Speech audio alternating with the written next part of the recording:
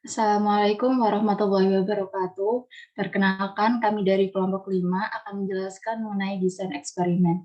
Sebelumnya, perkenalkan nama anggota kelompok kami, yaitu terdiri dari yang pertama ada Laila Aulia Agustina dengan NIM 2019-12163, Elsa Dwi Karwani dengan NIM 2019-12179, Vicha Vanesha dengan NIM 2019-12185, Ayunini Amia dengan NIM 2019-12193, Fadiah Wulandari dengan NIM 2019-12194, dan yang terakhir yaitu Nita Herunisa dengan NIM 2019-12200.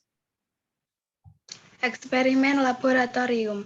Ketika hubungan sebab akibat antara variabel bebas dan variabel terikat akan ditemukan dengan jelas, maka semua variabel lain yang dapat mencemari atau merancukan hubungan tersebut harus dikontrol dengan ketat. Dengan kata lain, kemungkinan pengaruh variabel lain pada variabel terikat harus diperhitungkan pada tingkat tertentu, sehingga pengaruh kausal seharusnya dari variabel bebas yang diteliti terhadap variabel terikat dapat ditemukan.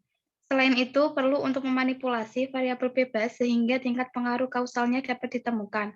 Kontrol dan manipulasi paling baik dilakukan dalam situasi buatan, di mana pengaruh kausal dapat diuji.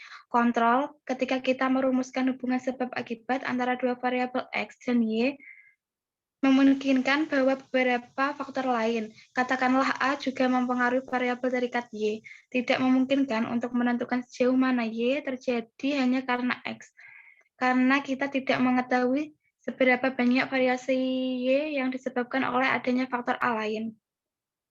Manipulasi. Secara sederhana berarti bahwa kita membuat tingkat variabel bebas yang berbeda untuk menilai dampaknya pada variabel terikat. Mengontrol variabel pengganggu atau eksogen yang mencemari. Memadankan kelompok. Satu cara untuk mengontrol variabel pengganggu adalah dengan memadankan berbagai kelompok yang membuat rancu dengan memilih karakteristik yang membuat dengan sengaja menyebarkannya ke semua kelompok.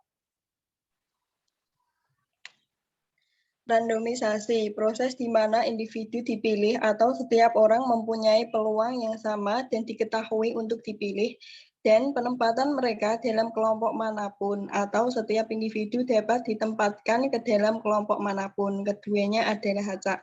Dengan menempatkan anggota ke dalam kelompok secara acak, kita mendistribusikan variabel peracu di antara kelompok secara sama. Variabel usia, gender, dan pengalaman sebelumnya. Variabel yang dikontrol akan memiliki profitabilitas yang sama untuk didistribusikan di antara kelompok. Validitas internal dari eksperimen laboratorium. Validasi internal atau internal validity mengacu pada keyakinan bahwa kita terhadap hubungan sebab akibat. Dengan kata lain, hal tersebut mewakili pertanyaan, sejauh mana desain penelitian memungkinkan kita untuk mengatakan bahwa variabel bebas A menyebabkan perubahan pada variabel terikat B.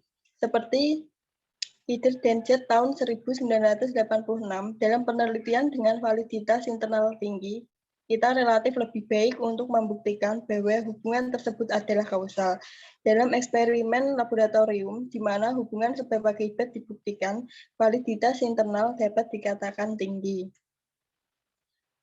Validitas eksternal atau generalisasi eksperimen laboratorium. Jika dalam desain eksperimen laboratorium kelompok diberikan tugas sederhana memasang baut dan mur pada bingkai plastik, dan hasil tersebut menunjukkan bahwa kelompok yang dibayar per satuan lebih produktif dibanding dengan mereka yang dibayar per jam. Sejauh mana kita kemudian dapat mengatakan bahwa hal tersebut merupakan pemahaman sifat pekerjaan yang dilakukan dalam organisasi. Dalam situasi seperti itu, kita tidak dapat yakin bahwa hubungan sebab akibat ditemukan dalam eksperimen laboratorium berlaku juga dalam situasi lapangan.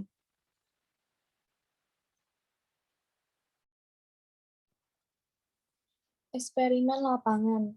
Eksperimen lapangan atau field experiment sesuai dengan namanya adalah eksperimen yang dilakukan dalam lingkungan alami di mana pekerjaan dilakukan seperti biasa, namun perlakuan tertentu diberikan kepada satu kelompok atau lebih.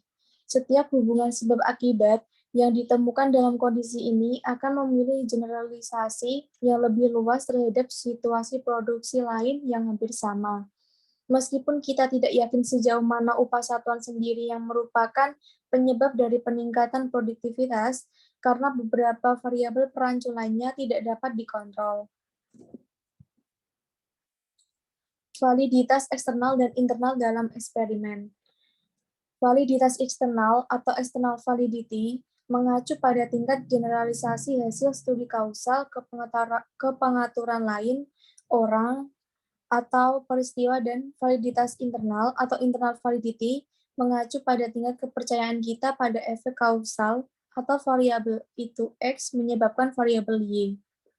Eksperimen lapangan memiliki lebih banyak validitas eksternal atau hasilnya lebih dapat digeneralisasikan ke pengaturan organisasi serupa lainnya. Tetapi validitas internal kurang atau kita tidak dapat memastikan sejauh mana variabel X sendiri menyebabkan variabel Z.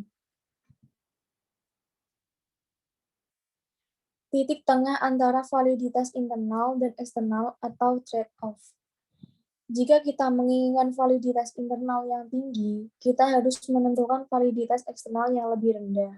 Dan sebaliknya, masalahnya validitas eksternal ini biasanya membatasi penggunaan eksperimen laboratorium dalam bidang manajemen.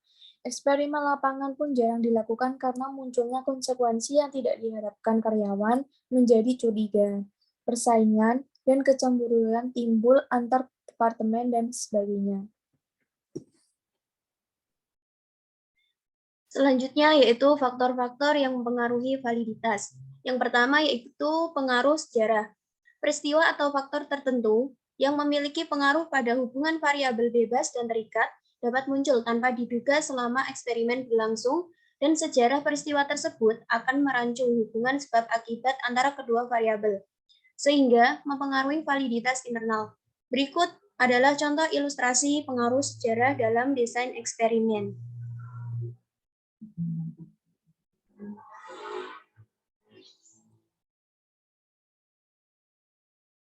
Yang kedua yaitu pengaruh maturasi. Pengaruh maturasi merupakan sebuah fungsi dari proses baik biologis dan psikologis yang terjadi pada responden sebagai hasil dari berjalannya waktu.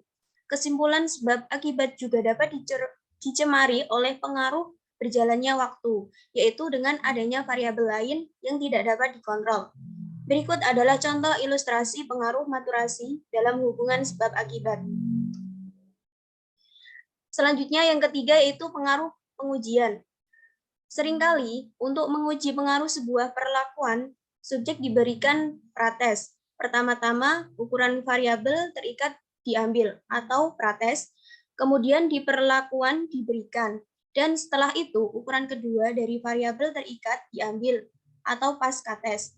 Perbedaan antara skor prates dan pascates kemudian dihubungkan dengan perlakuan. Akan tetapi, pengalaman responden akan prates dapat mempengaruhi baik validitas internal dan eksternal dari temuan tersebut. Proses yang disebutkan sebelumnya dapat menyebabkan dua jenis pengaruh pengujian yang diantaranya yaitu pengaruh pengujian utama mengancam validitas internal dan pengaruh pengujian interaktif mengancam validitas eksternal.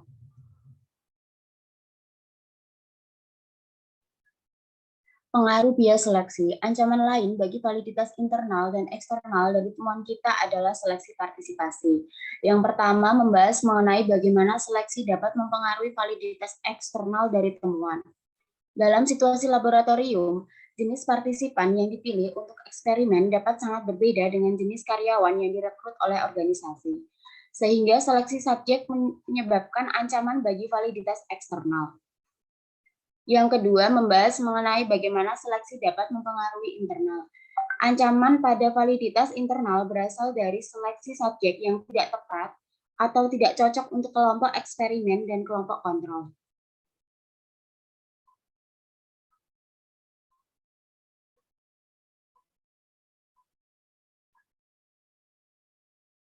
Pengaruh mortalitas. Faktor pemicu lain pada hubungan sebab akibat adalah mortalitas atau mortality, atau pengurangan anggota dalam kelompok eksperimen. kelompok kontrol atau keduanya saat eksperimen berlangsung. Jika komposisi kelompok berubah sepanjang waktu di setiap kelompok, perbandingan antara kelompok menjadi sulit, karena mereka yang keluar dari eksperimen dapat merancukan hasil. Dalam hal ini, kita tidak akan dapat mengatakan berapa banyak pengaruh yang diamati muncul dari perlakuan tersebut, dan berapa banyak yang dapat dihubungkan dengan anggota yang keluar. Karena mereka yang tetap di dalam eksperimen dapat bereaksi secara berbeda dari mereka yang keluar. Pengaruh regresi statistik. Pengaruh regresi statistik atau statistical regression muncul jika anggota yang terpilih untuk kelompok eksperimen mempunyai skor awal yang ekstrim pada variabel terikat. Fenomena pemilik skor rendah yang cenderung mencapai skor yang mendekati min atau rata-rata hitung dikenal sebagai regresi menuju min atau regresi statistik. Demikian pula mereka dengan kemampuan sangat tinggi juga akan menunjukkan kecenderungan lebih besar untuk mundur ke arah min. Mereka akan mencapai skor lebih rendah pada pasca-tes dibanding prates. Dengan demikian, mereka yang berada di salah satu ujung kontinum yang berkaitan dengan sebuah variabel tidak akan benar-benar mencerminkan hubungan sebab akibat. Fenomena regresi statistik tersebut juga merupakan ancaman lain bagi validitas internal. Pengaruh instrumentasi. Pengaruh instrumentasi atau instrumentation effect adalah ancaman lain bagi validitas internal. Hal tersebut dapat muncul karena perubahan dalam instrumentasi pengukuran antara prates dan pasca-tes dan bukan arena perbedaan dampak perlahan pada akhirnya. Cook and Campbell 1979. Dalam organisasi pengarah instrumentasi, dalam desain eksperimen memungkinkan jika prates dilakukan oleh peneliti.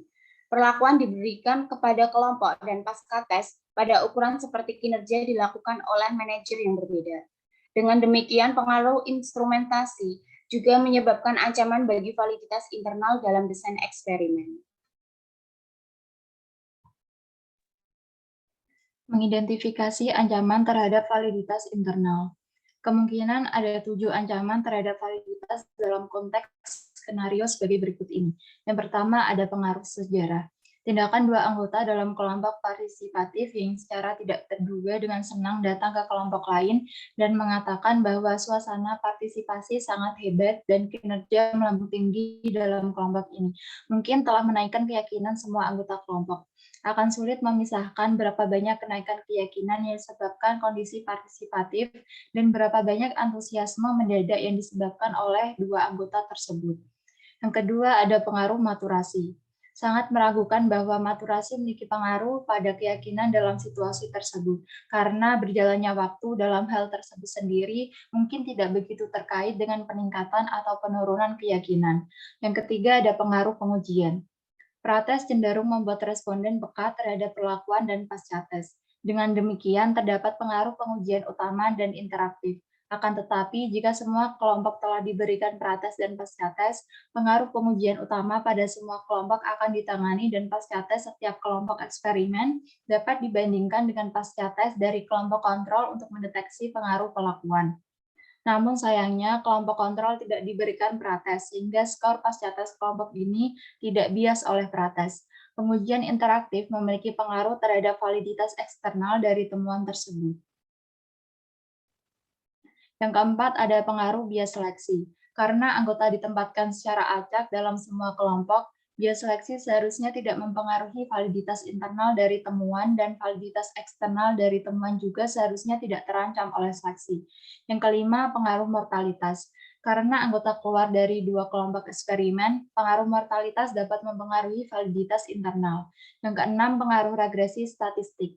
Semua anggota yang berpartisipasi dalam eksperimen tersebut dipilih secara acak dari sebuah populasi yang didistribusikan secara normal dalam kasus di mana persoalan regresi statistik yang mencemari eksperimen tidak terjadi. Yang ketujuh ada pengaruh instrumentasi. Karena kuesioner yang sama mengukur keyakinan sebelum dan setelah perlakuan bagi seluruh anggota, maka seharusnya tidak ada bias instrumentasi. Pada kenyataannya, 3 dari 7 ancaman terhadap validitas internal muncul dalam kasus ini. Pengaruh sejarah, pengujian utama, dan mortalitas terjadi sehingga validitas internal tidak akan tinggi. Pengaruh pengujian interaktif mengancam validitas eksternal dari temuan.